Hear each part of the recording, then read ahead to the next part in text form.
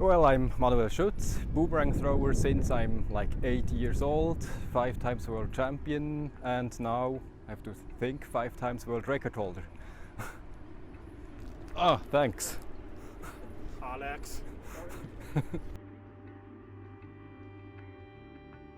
That was quite a piece of luck, because I started with paper airplanes and even model airplanes, and also boomerangs because I saw a man somewhere on a field throwing a stick, returning to him, and I was fascinated by that. I never met that man, but I bought books and stuff like that back in the 80s. That was the only information source, and yeah, my father helped me. Then I visited Basel in 1990, just as a visitor, not a thrower. And then they told me, you have to come to a tournament, which happened 3 years later, and then the rest, yeah, is my history.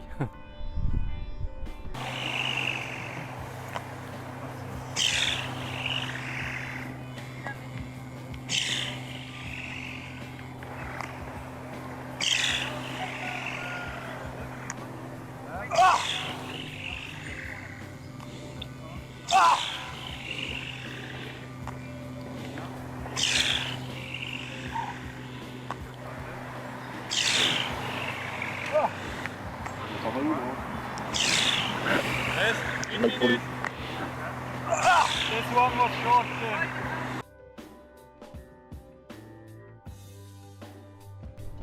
Oh well, that's quite simple. That was the moment after the 5th catch in Besançon of my second fast catch round, which ended up in a world record time of 14.07.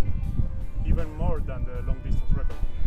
That's quite hard to tell. I still think the long distance record is a bit more special. 1, 2, 3. You doing it? 4. Come on! Yes! Yes! Ik zie je. Je hebt zijn hoofd hebben. Yes! Yes! Combien?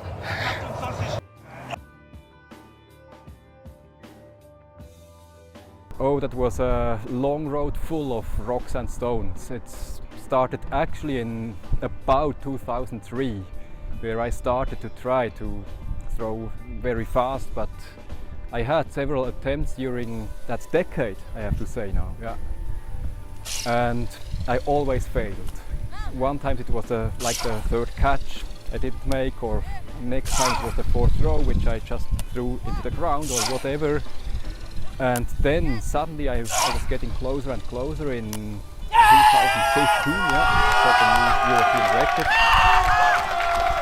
And the funny thing is, after that 14.84, I thought I have to change the boomerang a little bit to make it even more quick at the release, but a little bit slower at the return. So that's how I developed that bigger boomerang, which is heavier, made of 5mm instead of 4, so it stops at the end a little bit more to ensure the transition, because that was the main problem in the past 2 years.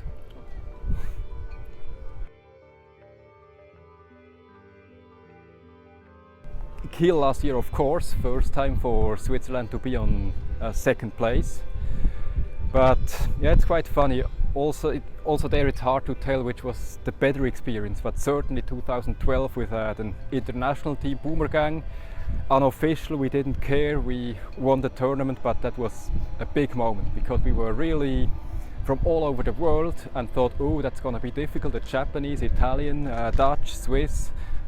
Will we understand each other on the field? And it was such an amazing experience that it actually worked.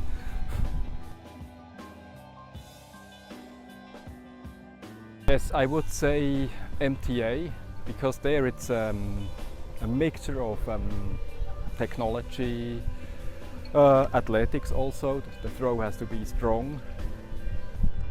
And the other event, of course, is long distance, because there was such an achievement from 1995 to 1999, and to be part of that is quite special. but in fact I like all the events. The first thing is you need to throw and catch your boomerang no matter how far it flies, even 5 meters or a cardboard boomerang, it doesn't matter. You need to be able to throw and catch first. Like this you learn to read the flight path. And then on difficult events like trick catch, which are especially for beginners very difficult, focus on the easy catches. Even if the points are low, it's important to start with left hand, right hand, the basic stuff. That's the most important thing. Be able to catch your boomerang. About the range you can check later on.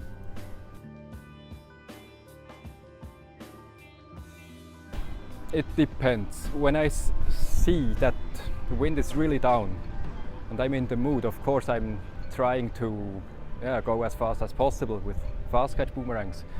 But normally it's just throw and catch without any goal or attempt. Mostly I've practiced accuracy and all round, in fact, because with our current scoring systems these are the most important events.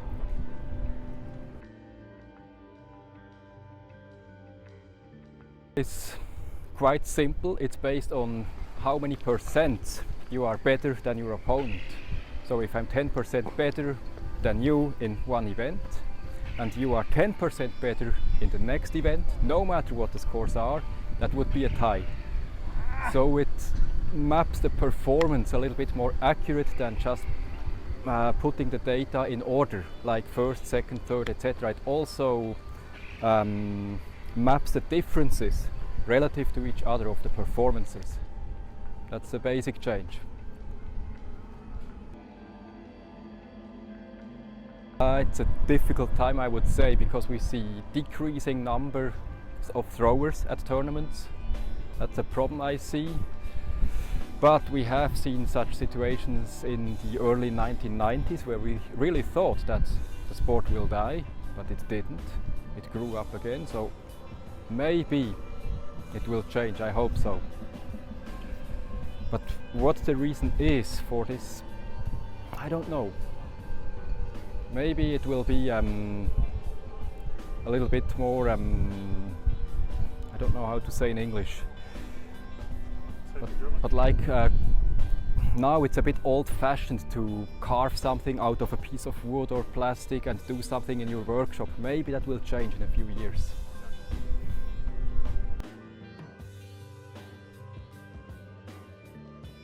Quite hard to tell, because it's special, but what exactly is special?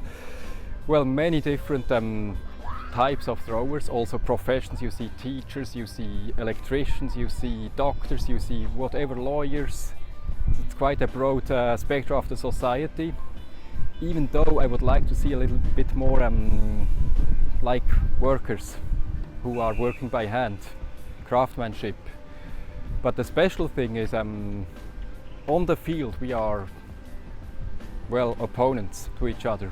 It is hard sometimes, but outside the competition it's a big family since the 1990s, which is good and bad at the same time because I miss new faces. But I love to see the old faces, of course, at the same time. Not really. The main goal is actually to have holidays here, but yeah, I'm quite surprised how well the competition ran for me today. Also a bit of luck. Yeah, maybe it's a bit deserved because I was unlucky at the German nationals. But yeah, no, my goal was to stay relaxed on that tournament.